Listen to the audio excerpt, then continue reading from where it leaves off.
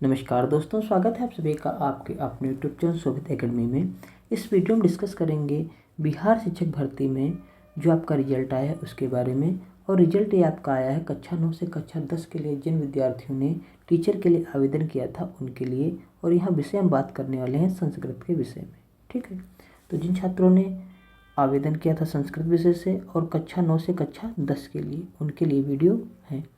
तो जिन लोगों ने इसमें फॉर्म डाला था और उनका सिलेक्शन हो गया, तो सबसे पहले उनको बहुत सारी शुभकामनाएं। ठीक है, और जिन लोगों का इसमें सिलेक्शन नहीं हो पाया है तो उन लोगों को भी ज़्यादा परेशान होने की ज़रूरत नहीं है। आप लोगों का नेक्स्ट टाइम मिल रहा है, यानी कि फिर से स्टेट की भर्तियाँ आ गई हैं, आप लोगों को पता होगा। तो स्टेट का पेपर तो आप लोग दे चुके हैं, अगर जिन लोगों ने नहीं दिया है वो लोग फिर से पेपर दे सकते हैं। और उसके बाद अगस्त में आपको फिर से मौका मिल जाएगा अगर बिहार में आप जॉब करना चाहते हैं तो।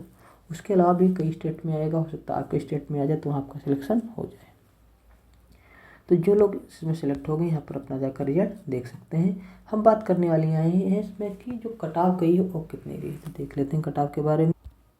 देख लीजिए यहाँ पर जो कट ऑफ गई है वो अनरिजर्व्ड यानी कि जनरल स्टूडेंट में जो मेल की कट ऑफ गई है, यहाँ देख सकते हैं गई है 85।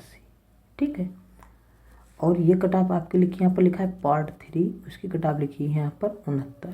ठीक है, और यहाँ पर लिखा है डेट ऑफ बर्थ 2/1/1997। तो पार्ट 3 का मतलब है कट ऑफ मतलब कितने नंबर से है, इसके बारे में हम आपको बता दें। आप सभी लोगों को पता होगा आपके पेपर जो था वो 3 भागों में बटा हुआ था, 30 नंबर का, 40 नंबर का, 80 नंबर का। ठीक है, जो 30 नंबर आपके ये थे आपके लैंग्वेज के, हिंदी इंग्लिश उर्दू के, और ये नंबर आपके नहीं जुड़ने थे, ये नंबर आपके इसमें जोड़े नहीं गए हैं। ठीक है, उसके बाद ये 40 नंबर थे आपके जीएस के थे, और ये 40 नंबर जो आपके थे ये थे आपका जो मेन सब्जेक्ट था, जैसे मान लीजिए संस्कृत है तो संस्कृत का। इन दोनों को जोड़कर 120 में से आपकी कट ऑफ बननी थी। ठीक है, तो जो आपकी कट ऑफ बनी है, जो आपकी ये कट ऑफ बनी है यहाँ पर, ये 85 नंबर जो है 120 में से कितने नंबर आ रहे हैं, 85। ठीक है, 120 में से कितने आ रहे हैं, 85। उसके बाद आप देखेंगे जो थर्ड पेपर है वो क्या था, ये हमारा फर्स्ट पार्ट था, ये हमारा सेकंड पार्ट था, और ये हमारा थर्ड पार्ट था। तो जो नंबर ये लिखे हैं यहाँ पर 69, ये 80 में से 69 लिखे हैं, यानी कि थर्ड पार्ट के नंबर लिखे हैं। आई होप आप लोग को पूरा समझ में आ रहा होगा जो हम आपको बताना चाहते हैं। अब हम देख लेते हैं जो कट ऑफ गई है उसके बारे में। तो हमने देख लिया जो हमारी रिजर्व की कट ऑफ गई है अनरिजर्व कैटेगरी की यानी कि जनरल की, वो गई है 85 120 में से। और जो मेन सब्जेक्ट था यानी कि संस्कृत में 80 नंबर में से 69, और डेट ऑफ यहाँ रखी गई है डेट ऑफ बर्थ 2/1/1977। ठीक है, उसके बाद हम देख लेते हैं जो इसमें फीमेल थी, यानी कि जो जनरल की फीमेल थी अनरिजर्व्ड की, उसकी कट ऑफ देखिए यहाँ रखी गई 120 में से 81।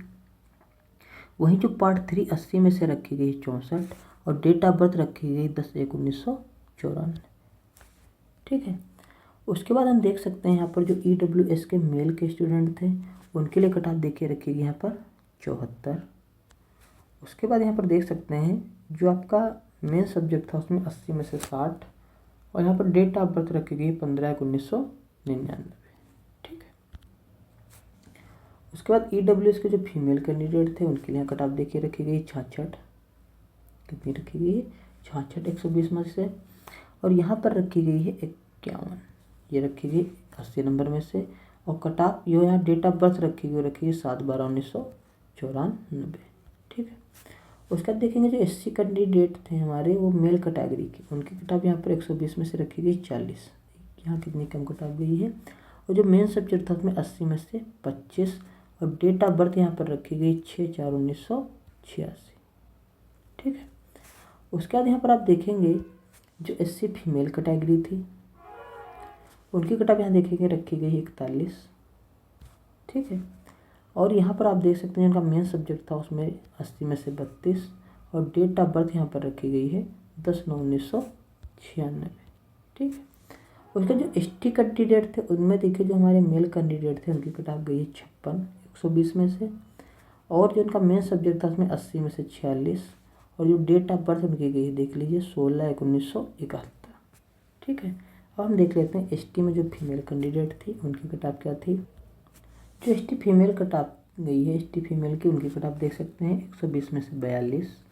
जो मेन सब्जेक्ट था 80 में से 35 और डेट ऑफ बर्थ रखी गई 10/10/1988। ठीक है।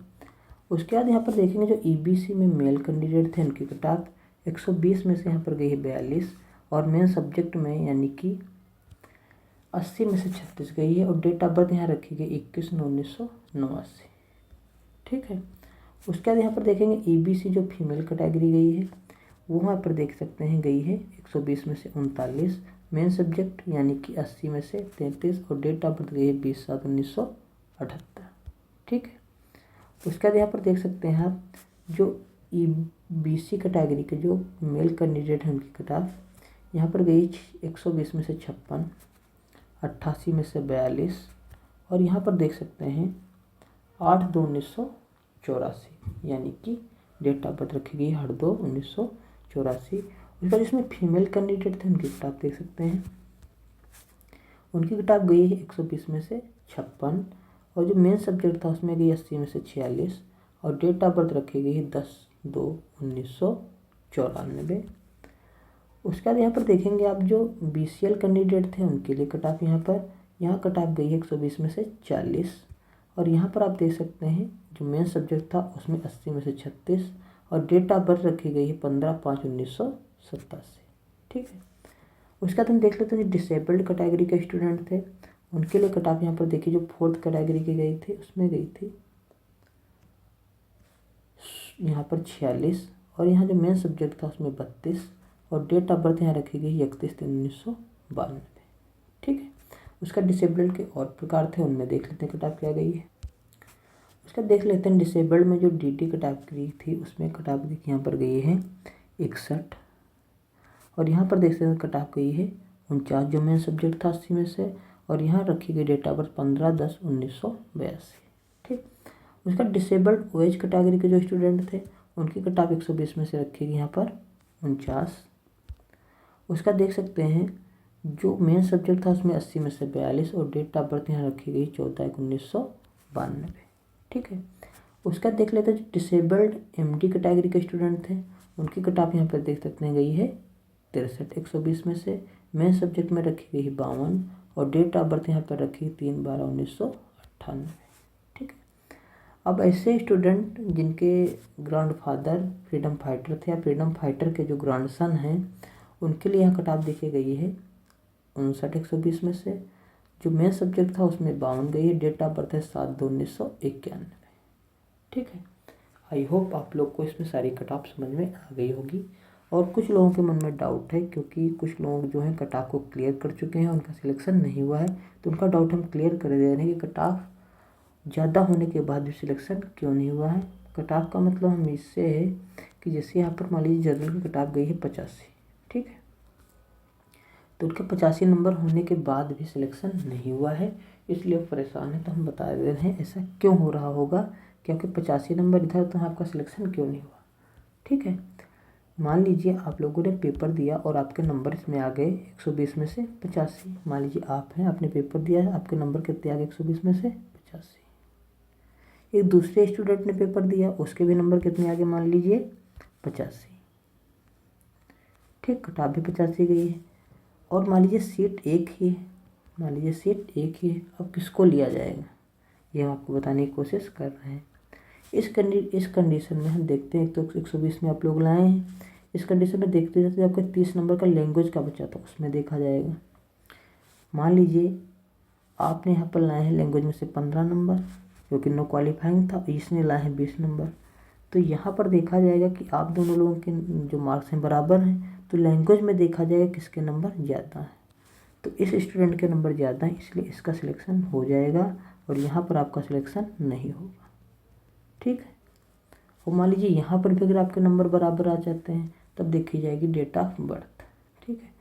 तो कुछ लोगों का सिलेक्शन नहीं हुआ है मान लीजिए कट ऑफ निकलने के बाद यानी कि 85 नंबर से होने के ज़्यादा होने के बाद भी, तो उसमें रीज़न यही हुआ होगा जो आपका लैंग्वेज का पेपर था उसमें आपके मार्क्स कम आए। ठीक। आई होप हम आपको जो बताना चाहते हैं आपकी समझ में आ रहा होगा। ठीक है।